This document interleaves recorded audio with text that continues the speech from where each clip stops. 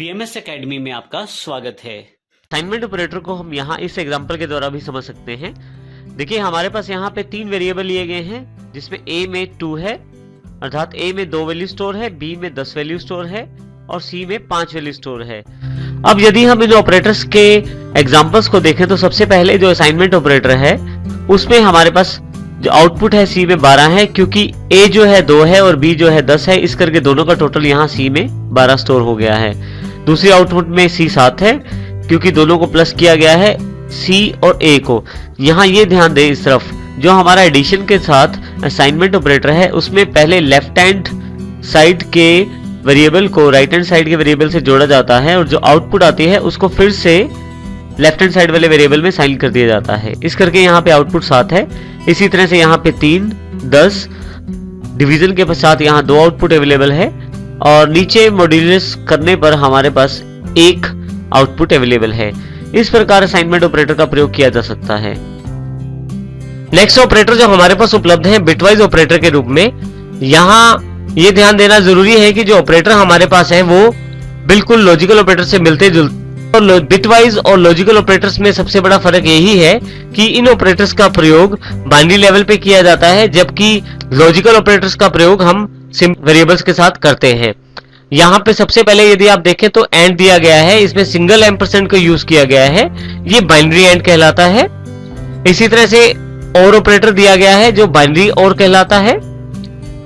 इसमें XOR operator दिया गया है, बाइनरी एक्सओर कहलाता है। और फाइनली यहाँ पे लास्ट ऑपरेटर जो है वो कॉम्प्लीमेंट ऑपरेटर है, बाइनरी वंस कॉम्प्लीमेंट ऑपरेटर इसे कहते हैं। अब हम बात करेंगे कंट्रोल स्ट्रक्चर्स की, जिसमें हम 2 पॉइंट्स को यहाँ डिस्कस करेंगे, इफ और स्विच। हमने अभी तक जो प्रोग्राम बनाए हैं ये तो सभी स्टेटमेंट्स जो वर्ड मेन में हम टाइप करते हैं ऊपर से नीचे की तरफ आते हुए एग्जीक्यूट होती जाती हैं। सबसे पहली स्टेटमेंट जो होती है सबसे पहले नंबर पे एग्जीक्यूट होती है, उसके पश्चात दूसरी, तीसरी और इस तरह से सभी स्टेटमेंट्स सिलसिलेवार सीक्वेंस में एग्जीक्यूट होती हैं। परंतु यदि हम चाहें तो अपनी स्टेटमेंट्स की एग्जीक्यूशन को कुछ कंडीशंस, कुछ शर्तों के आधार पे निर्धारित कर सकते हैं। इसके लिए हमारे पास कई कंट्रोल स्ट्रक्चर्स उपलब्ध हैं सी लैंग्वेज के अंतर्गत, जिससे हम उनका सीक्वेंस बदल सकते हैं किसी कंडीशन के आधार पे। उदाहरण के लिए मान लीजिए कि मेरे पास कोई वेरिएबल मार्क्स है और मैं ये देखना चाहता हूं क्या उसमें वैल्यू जो है वो 60 से ज्यादा है या कम है। जैसे हमारे पास यहाँ वेरिएबल लिया गया है मार्क्स, यदि मार्क्स ग्रेटर देन है 60 से, अर्थात मार्क्स जो वेरिएबल है उसमें 60 से ज्यादा वैल्यू है, तो उस केस में मैं चाहता हूं कि मेरे पास डिस्प्ले में फर्स्ट डिवीजन आए। अन्यथा यदि मार्क्स 60 से कम है तो उस केस में मेरे पास पास ओनली लिखा है। तो यहाँ पे यदि आप देखें तो मैं सीक्वेंस चेंज करना चाहता हूँ एग्जीक्यूशन की, और यहाँ ये एक कंडीशन पे आधारित है। यदि मेरे मार्क्स 60 से ज्यादा है तो फर्स्ट डिवीजन, नहीं तो पास ओनली। इसमें सबसे महत्वपूर्ण बात यह है कि कंडीशन के आधार पे मैंने अपनी सीक्वेंस को चेंज करने के लिए इफ का प्रयोग कर सकता हूँ। तो अब हम बात करते हैं इफ के माध्यम से किस प्रकार हम स्टेटमेंट ऑफ एग्जीक्यूशन को चेंज कर सकते हैं। इफ के साथ हम किस प्रकार अपनी सीक्वेंस ऑफ एग्जीक्यूशन को चेंज कर सकते हैं। कंडीशंस के आधार पे यदि मैं अपनी स्टेटमेंट की एग्जीक्यूशन चेंज करना चाहता हूं तो उसके लिए मेरे पास सबसे पहले उपलब्ध है इफ कंट्रोल।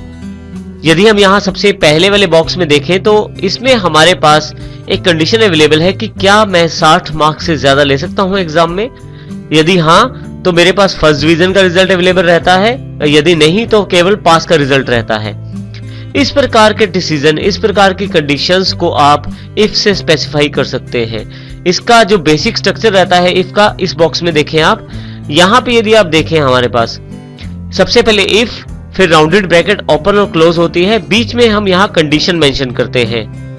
यदि ये कंडीशन ट्रू होती है तो इफ के नीचे वाला पार्ट एग्जीक्यूट होता है, परंतु यदि ये कंडीशन फॉल्स होती है तो एल्स वाला पार्ट एग्जीक्यूट होता है। इसका ये अर्थ हुआ कि यदि आपके पास एक कंडीशन दी गई है और वो कंडीशन आपको ट्रू आउटपुट देती है तो इफ वाला ब्लॉक चलेगा, अन्यथा यदि कंडीशन दी गई है और कंडीशन फॉल्स होती है तो एल्स वाला ब्लॉक चलेगा। हमारे पास यहाँ नीचे एग्जांपल देखें कोडिंग के रूप में उपलब्ध है। इफ मार्क्स ग्रेटर देन 60, अगर जो मार्क्स है मेरे 60 से ऊपर है तो प्रिंट एफ फर्स्ट डिवीजन, मेरे पास फर्स्ट डिवीजन प्रिंट करवाया जाए, एल्स नहीं तो मेरे पास केवल पास प्रिंट करवाया जाए। कंडीशंस बनाने के लिए आप ऑपरेटर्स का प्रयोग करते हैं और ये जो कंडीशन होती है ये डिसीजन पे बेस्ड होती हैं। जब हम कंडीशन बनाते हैं तो जब कंडीशन लगाई जाती है किसी इफ के साथ तो उसमें दो पार्ट्स में से केवल एक ही पार्ट एग्जीक्यूट होता है, या तो इफ ब्लॉक या एल्स ब्लॉक। दोनों पार्ट एक साथ एग्जीक्यूशन में नहीं आते हैं। और फाइनली इफ ब्लॉक या एल्स ब्लॉक के एग्जीक्यूट होने के बाद जो आपका बाकी प्रोग्राम का फ्लो रहता है वो बिल्कुल वैसे ही चलता है जैसे पहले चल रहा था या जैसे उसको डिफाइन किया गया है। इसी के साथ ये भी बताना जरूरी है कि इफ में हमारे पास ये देखें लास्ट वाले एग्जांपल जो ब्लैक बॉक्स है इसमें यदि आप देखें इस एग्जांपल में थोड़ा सा हमने चेंज किया है।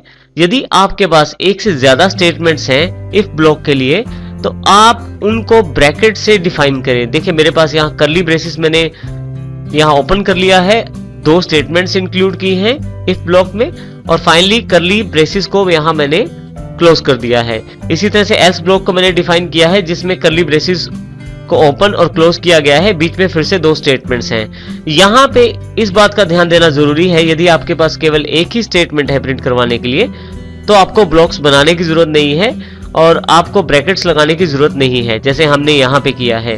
परंतु यदि आपके पास एक से ज्यादा स्टेटमेंट्स हैं तो आप यहाँ पे ब्लॉक्स या ब्रैकेट्स का इस्तेमाल जरूर करें, अन्यथा आपके पास वांछित आउटपुट या जो आपकी रिक्वायर्ड आउटपुट है वो नहीं आ पाएगी। अब हम इफ को एग्जाम्पल के साथ समझते हैं। देखिए यहाँ पे एग्जाम्पल में हमारे पास यहाँ सबसे पहले हमने दो हेडर फाइल्स इंक्लूड की हैं जिनकी जानकारी आपको पहले से है। उसके पश्चात वॉइड मेन यहाँ मैंने फंक्शन को ओपन कर दिया है कर्ली ब्रेस से और सबसे पहला काम मैंने किया है एक वेरिएबल को यहाँ डिक्लेयर किया है इंटीजर मार्क्स।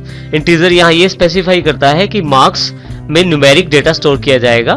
उसके पश्चात क्लियर स्क्रीन, उसके पश्चात मैं एक मैसेज यहाँ शो करता हूँ जिसका काम है एंटर योर मार्क्स को प्रिंट करवाना। हमारे पास स्क्रीन पे एंटर योर मार्क्स का एक मैसेज आ जाएगा और साथ ही एक कर्सर अवेलेबल हो जाएगा जिसपे मैं अपने मार्क्स एंटर कर सकता हूँ।